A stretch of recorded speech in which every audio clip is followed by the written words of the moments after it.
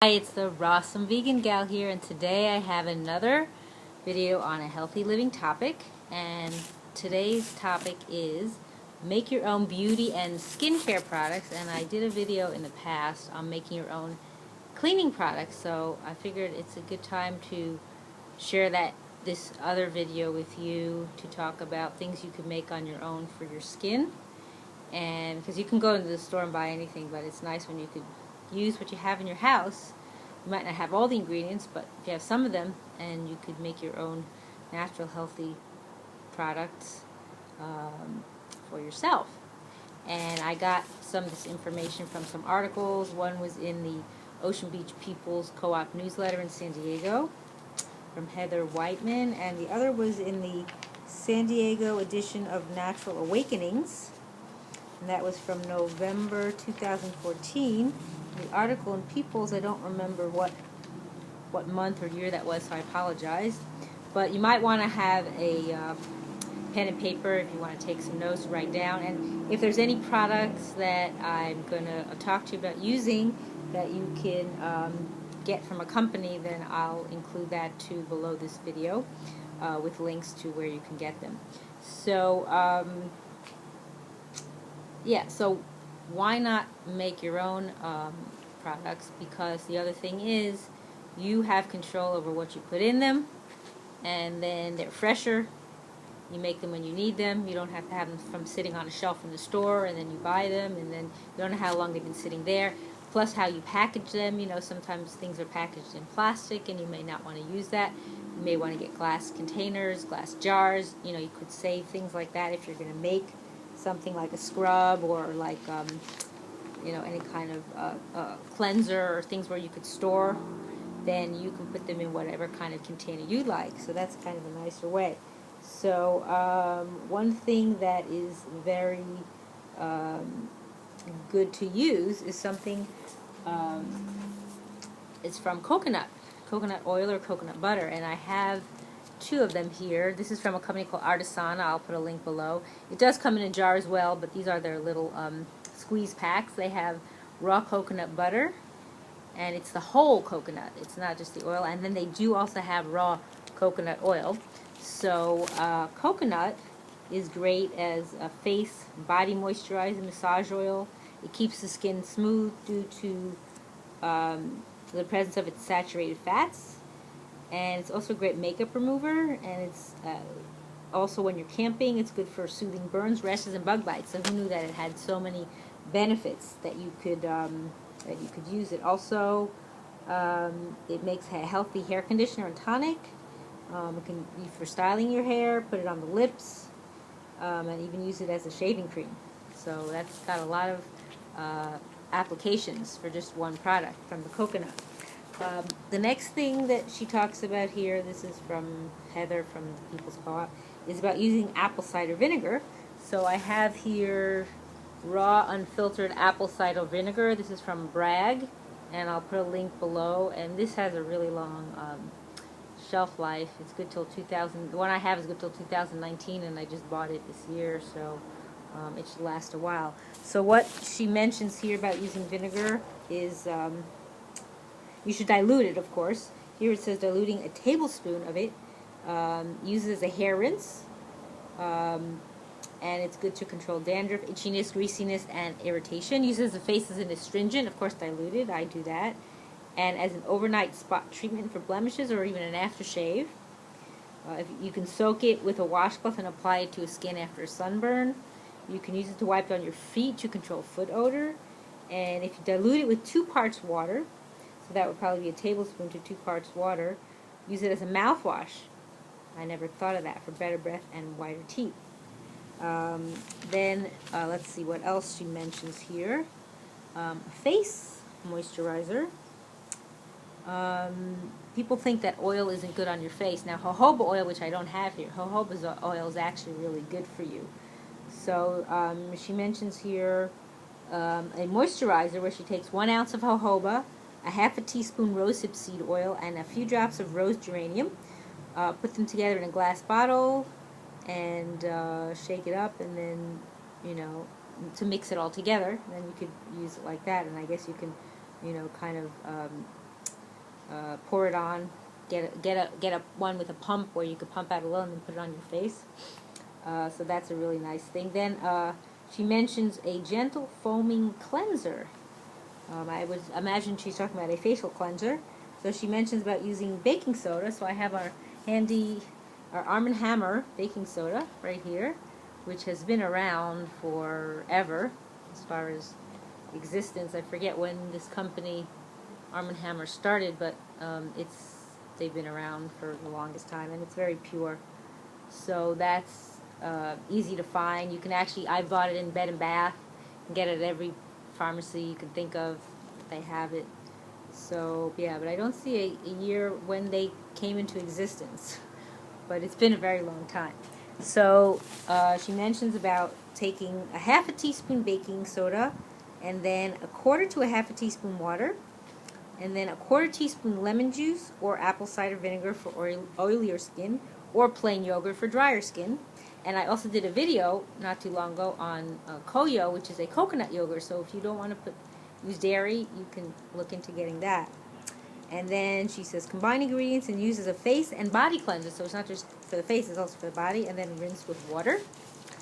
And then a detoxing face mask. She mentions about using 1 teaspoon bentonite clay. And I forgot to bring out my product, my DE. I have diatomaceous earth, which has bentonite in it and can be used for a facial mask. So, and I did a video on that as well from Flea Free Organically. So I'll include a link for that as well.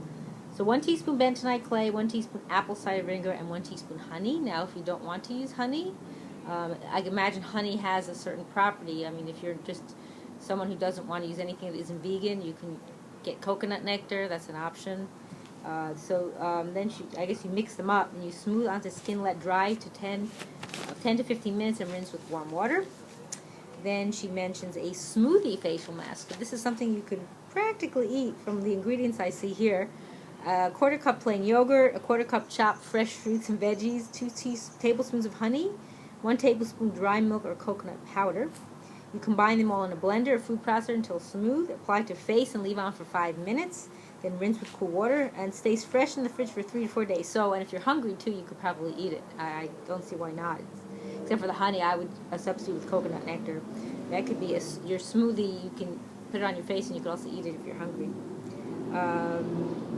Then also mentioning some other types of smoothie masks, facial masks. He says, for most skin types, use cucumber, which soothes blotchiness and irritation, banana, watermelon, persimmon. For oily skin, use peach, apricot, tomato, and grape, but not Concord grape. And for dry skin, use carrot, cantaloupe, avocado, and honeydew. So those are some options depending on what type of skin type you have.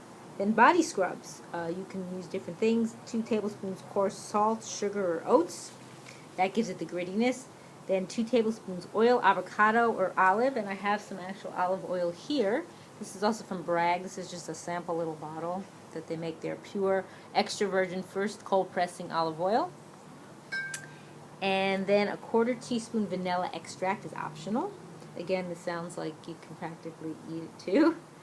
So you would combine these ingredients in a shower-safe bowl, so be careful what you use, and then scrub in the shower or bath to exfoliate and cleanse. The scrub recipe makes your skin super soft and leaves a pleasant scent.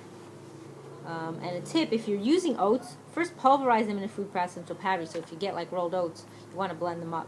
If you're using oil, be careful in the tub because it's slippery, so be aware of that. She now has a recipe here for making your own toothpaste.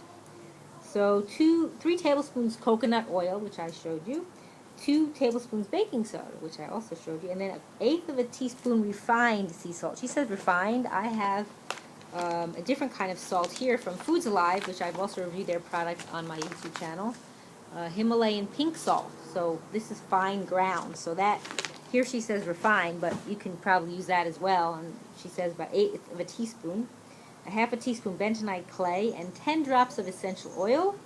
You can pick your favorites, anything from peppermint, cinnamon, tea tree, myrrh, or sage. Now, certain ones are going to be more antibacterial. I know tea tree is much more antibacterial, so is sage, and I believe peppermint as well. So how you will make this is in a small jar, such as a mason jar. That's a good jar because it has a wide mouth. 4-ounce mason jar. Add the baking soda, salt, and clay. And then in a separate glass or ceramic bowl, gently heat the coconut oil in a double boiler or a water bath until soft. So what if you don't, you know, have a stove or don't want to do it that way, you just take some warm water or very hot water and stick the bowl into the smaller bowl into something larger and let it warm up that way, because you want it to soften up the coconut oil. Then pour that coconut oil into the jar that you already had the baking soda, salt, and clay, and then add the essential oil, screw on the lid, and shake to combine well, and this makes about a half a cup. So that is your toothpaste. So that's some really good creative ways to make your own products that you could, you could be more discriminating what you want in them instead of relying on companies that make their products and maybe there's certain ingredients that you don't care for or want to eliminate from using, or maybe you have issues like with gluten. That's another issue, that some products have ingredients in them that are gluten in your skin and body and beauty care. So like this, you can pick and choose what you'd like. And in this other article about Eco Beauty, and from the Natural Awakenings magazine, this also talks about how what's so important is that anything that goes on our skin, which is our largest organ, is absorbed directly into the body. So we have to be aware of that. Anything we put on, we should be more aware of that, because you're causing yourself more harm because it enters directly into the bloodstream. There's no bypassing. It doesn't go through any kind of digestive tract or anything. It goes immediately into the bloodstream. And especially if you're putting things on your skin that are toxic, you don't want to do that. So, because over time it builds up. Initially you may not see any effects, but over time it can cause harm. So the idea is, either look for the best, cleanest products on the market or make your own, because they're not that difficult to make. And as you can see, they don't take that many ingredients for what I mentioned. So, so here she mentions again about honey, and why honey is a favorite of in this article is because it is antimicrobial. That's why it has benefits. I can't say that coconut nectar is the same way. I don't know. And you put it on a blemish or insect bite, and it can just zap it overnight. It also has a high potassium content, making it almost impossible for bacteria to survive in. It's also a good source of B vitamins, thiamine, niacin, riboflavin, and pantothenic acid, plus minerals like iron, zinc, and manganese. And in this case, what's absorbed through the skin is nourishing your body's entire system, so by taking it into the skin. Honey is also a powerful humectant, which helps to prevent loss of moisture from skin and hair. And so what they mention here is dropping a tablespoon or two in a warm bath to soothe rough skin without stickiness. And a conditioning mixture of honey and olive oil can produce silky hair, and an apple honey toner to facilitate glowing skin. So those are some other ideas of how to use the honey. Like if you're not going to consume it, some people might be okay with putting it on their skin. And then a simple thing for shampoo, there's a company called Dr. Bronner's. I don't have their products with me to show you, but if you use just their soap and water, and a little, they recommend a little vegetable oil, but actually some of their products do have oil in them. So it doesn't foam up like commercial shampoos, but it gets your hair much cleaner. And let's see what else I could tell you. So honey, so some ingredients that you might want to use, and then we'll talk about some recipes that they have here. Honey is perfect for conditioning dry, damaged hair and rinses out easily. Sour cream. I don't use any dairy, but if you want to use it. It makes a great facial mask for softening and cleansing a dull complexion. Green tea is another idea too. It's packed with antioxidants and tones the skin with no need to rinse off. Oatmeal can be used instead of soap to cleanse all skin types. Pineapple juice soothes tired feet and softens rough patches. Baking soda works head to toe as a hair rinse, facial scrub, and bath soap. So wow, who knew that it had all those different types of applications. Olive oil is a nail soak that keeps the nails clean, flexible, and strong. So some recipes given here, and these are from Janie Cox, author of Natural Beauty at Home, Natural Beauty for All Seasons, and Natural Beauty from the Garden, and Eco Beauty. So she has a lot of books here. And so an idea for like bath salts to relax would be a cup of kosher or sea salt, a cup of baking soda, and a cup of Epsom salt. and you mix them together, and take from after you mix them, you can take 1 cup and put it into a warm tub and let them dissolve, and then soak for 20 minutes, but no more than 40. And if you want to add essential oils, you know, sky's the limit what you like. If you're looking for something relaxing, invigorating, peppermint, you know, chamomile, lavender, there's so many different options if you want to do that. Or mix together, make your own mixture, see what you like the best. Because don't forget, it's also aromatherapy, so you're breathing in all those um, essential oils from the vapor, from the heat and the moisture of the warmth of the bath. So, you know, depends what you're looking for. Now, she mentions here a raw sugar bath scrub, and raw sugar is well suited for refreshing the skin. Using a body scrub helps rid the skin of surface impurities, enabling it to retain more moisture and look healthier. It also boosts circulation while energizing the whole body, because when you scrub your skin, what happens is, or if you do something with if you take a dry brush, you'll notice that the skin starts to get a little pinkish or reddish. That's because you're bringing the blood to the surface of the skin and you're improving the circulation. So that's really good. So she says here 1 cup raw sugar, and if you don't want to use commercial sugar, you can also use coconut sugar. They do make it as like a kind of like a brown, looks like a brown sugar. And then a 1/2 cup light oil, such as almond or sunflower, and a 1/2 teaspoon vitamin E oil. You mix these together and pour into a container, and then just take about a tablespoon or 2 at a time to exfoliate your skin. And this makes about 10 ounces. So again, you want to have some kind of container or jar, maybe a mason jar, or you know, if you have jars from other things that you use, you can reuse them. Now she has a recipe for a body butter. This is a rich buttery cream that makes a wonderful all-over body cream. It contains 4 well-known skin conditioning oils. It has cocoa butter, 1/4 cup grated cocoa butter. So you take the actual butter, and I've used Navitas Naturals makes a cocoa butter that I've used, and it's really good. So you can look into that. Then 1 tablespoon coconut oil, 2 tablespoons light sesame oil, 1 tablespoon almond oil, and then 1 tablespoon grated beeswax. You combine these in a heat-resistant container and put them on the stove top using a double boiler. Gently heat until they begin to melt. Then remove and stir well until the wax and cocoa butter are melted and all the ingredients are mixed together. Pour into a clean container and allow it to cool. Then you spread it on small amount of it on your skin. So that's how you're making your own body butter, which is kind of nice. Sounds really good. And again, if you wanted to add any of your own essential oils, you can do that as well.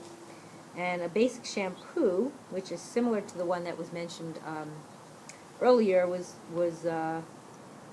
water, 1/2 cup water, 1/2 cup Dr. Bronner's or Castile soap, and a 1/2 teaspoon of a vegetable oil, which is optional. And if your hair is oily, you can omit the vegetable oil, but if it's dry, you want to include it. And this is great because it's gentle on all hair types. It won't strip away your natural oils.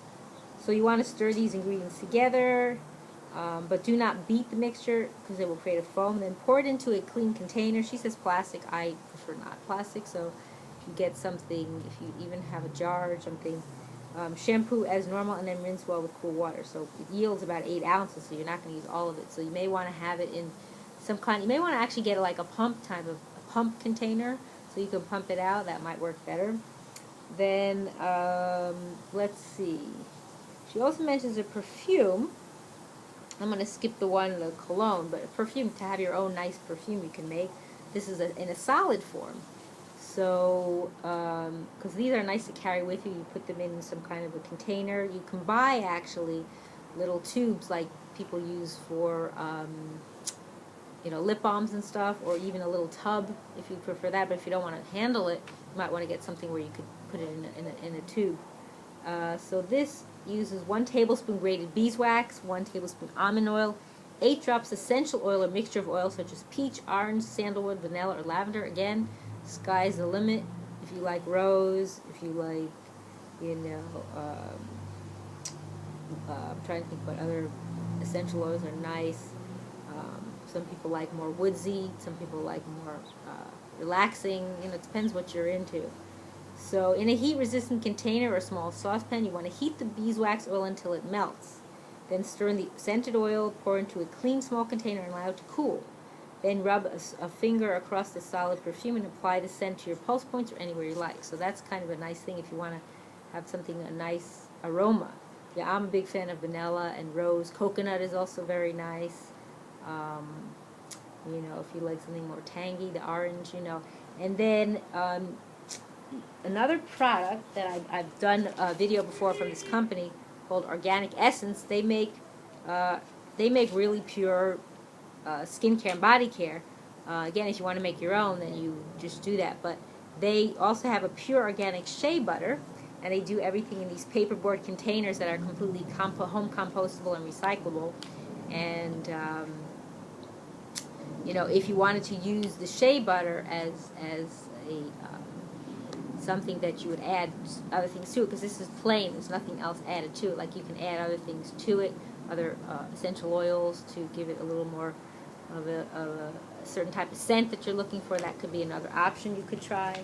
So I think I gave you a lot of interesting things that you can do with just basic stuff that you have around the house. You may have to buy a few extra things. You may not have beeswax or cocoa butter, but certain things like baking soda, apple cider vinegar, sea salt, coconut oil, olive oil.